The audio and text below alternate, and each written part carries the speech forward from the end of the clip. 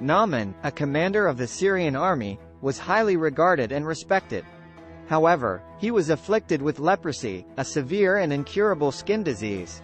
Naaman's wife had a servant girl from Israel who suggested that Naaman seek the help of the prophet Elisha in Israel.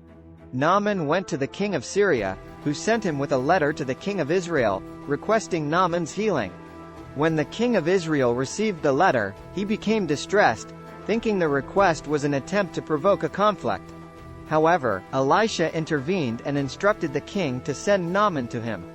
When Naaman arrived at Elisha's house, instead of personally meeting him, Elisha sent a messenger with instructions for Naaman to go and wash in the Jordan River 7 times.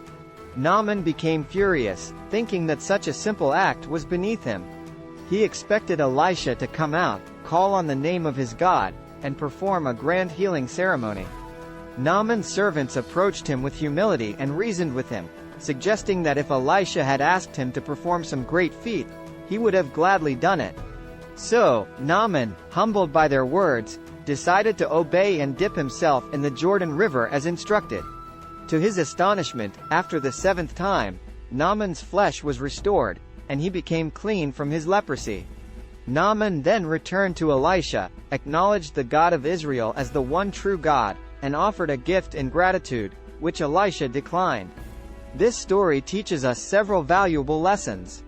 First, it emphasizes the importance of humility.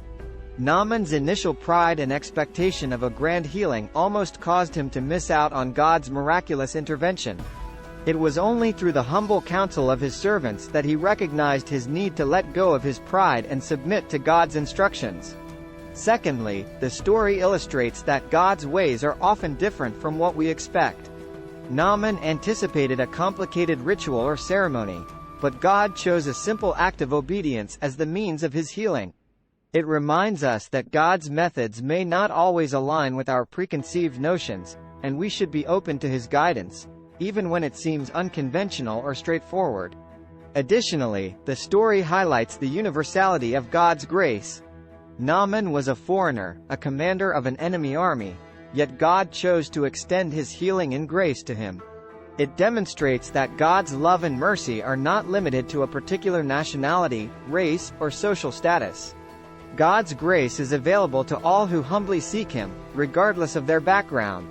In summary, the story of the healing of Naaman the Syrian teaches us about the importance of humility, the need to let go of our pride and expectations, and the universal nature of God's grace.